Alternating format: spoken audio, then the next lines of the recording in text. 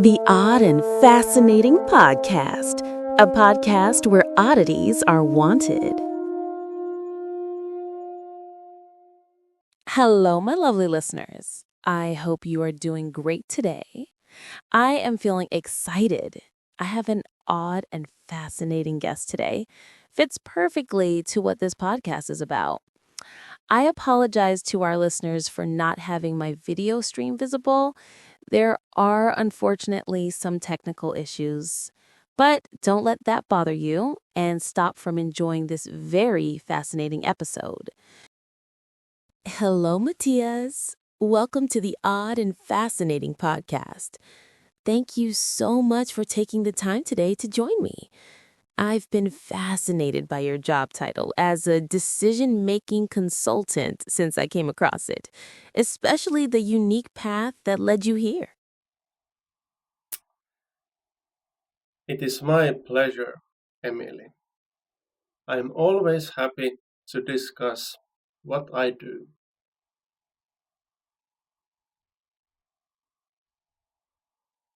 Excellent. Let's dive right in.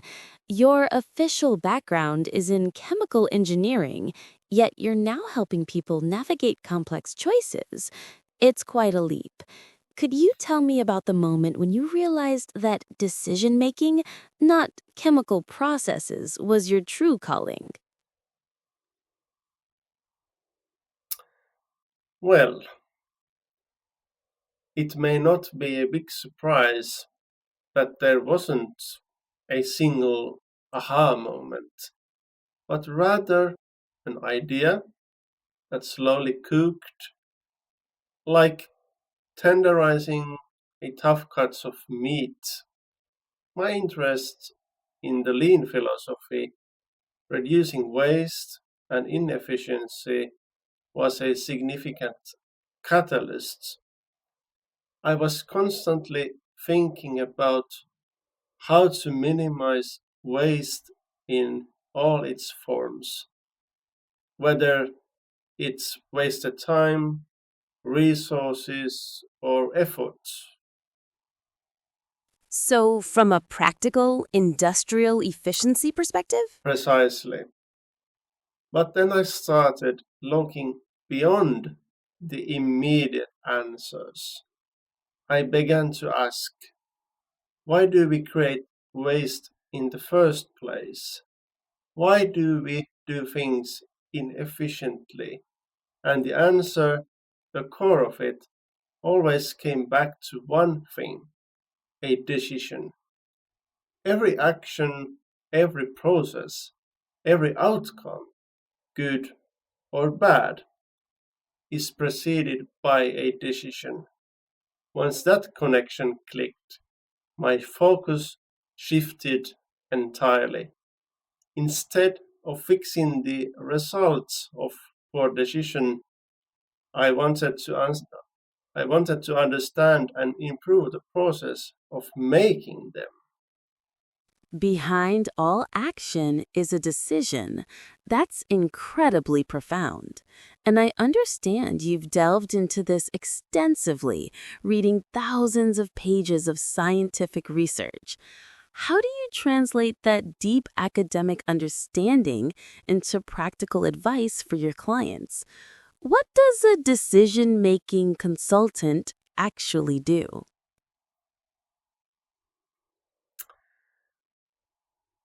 It's a bit like being a guide through a forest. People often get lost in their own thoughts, overwhelmed by options, or stuck in indecision. My role is to provide the map, the compass, and sometimes just a different perspective from an elevated viewpoint. I help individuals and organizations understand the psychological, cognitive, and even emotional factors that influence their choices. So it's not simply about listing pros and cons. Oh, much more than that.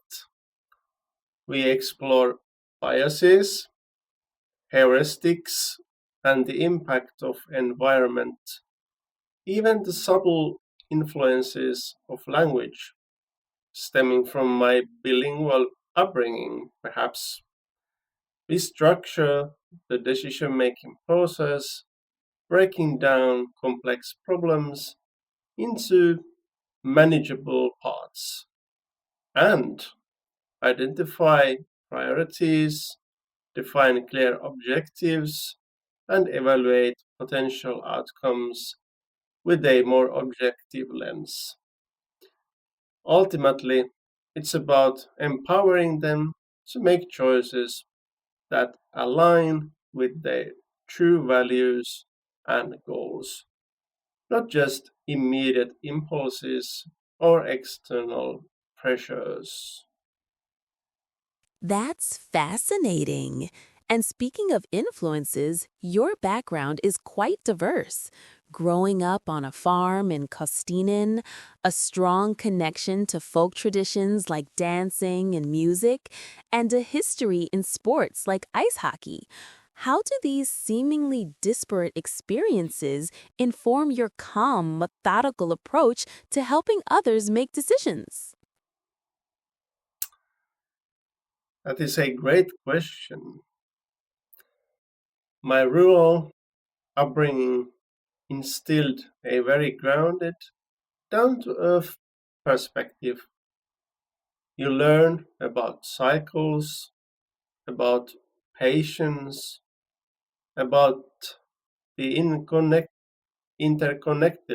of things. Decisions on a farm are often long term, considering seasons, weather, and the well being of the land. That translates into an appreciation for slow, deliberate thought rather than reactive impulses. Folk dancing and music, particularly in Kaustinen, are about caring and nurturing traditions, also about collaboration, not, not to forget the fun, also improvisation within a framework.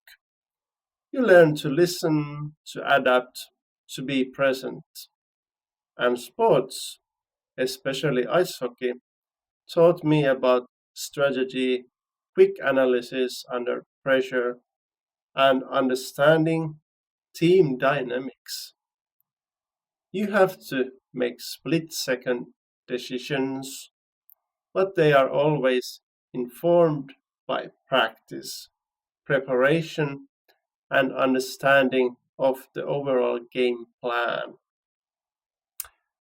All these elements, patience, structure, listening, adaptability, strategy, are directly applicable to effective decision making.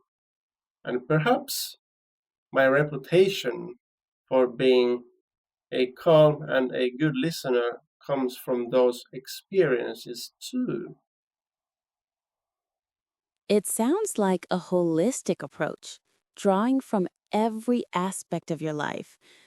What would you say is the most common pitfall people face when trying to make significant decisions, both personally and professionally?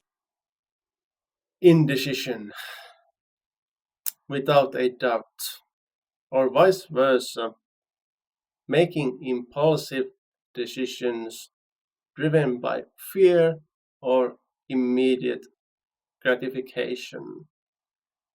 People often get paralyzed by the sheer number of options, or they fixate on the perfect choice, which rarely or ever exists.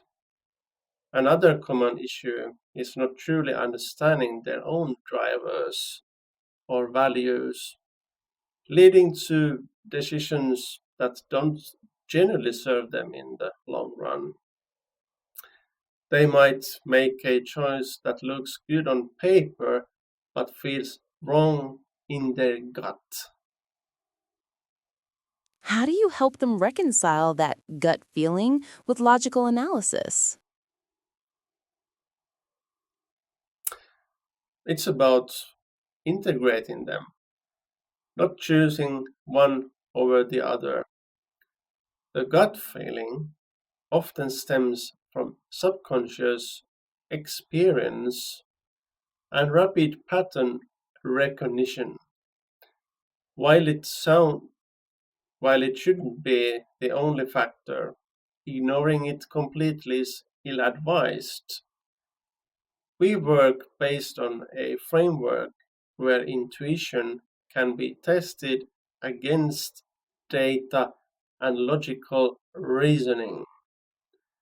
It's about building confidence in their own judgment, knowing they have considered both the rational and the intuitive aspects. You have dedicated your professional life to helping others make better choices. How does this philosophy, this deep dive into decision making, influence your own life and the choices you make for your business? It certainly makes me more conscious. I'm not immune to biases or indecision, but I have the tools to recognize them. When I face a significant business decision, I, app- I apply the same structured approach I teach my clients. I define the problem clearly, I explore alternatives, I consider potential outcomes, and, and critically examine my own assumptions. It's a continuous process of self reflection and refinement. And the core principle of reducing waste of time, energy, or misalignment very much guides my business strategy. I want to ensure my services generally create value and help people flourish. And that brings me to your ultimate vision.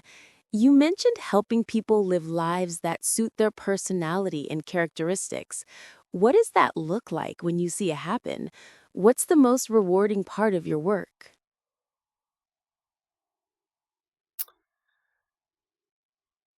Without a doubt, seeing someone truly thrive. It's when a client comes back to me, perhaps months later, and tells me they have launched that dream project or changed careers to something more fulfilling, or simply feels more at peace with their life choices. When they are living authentically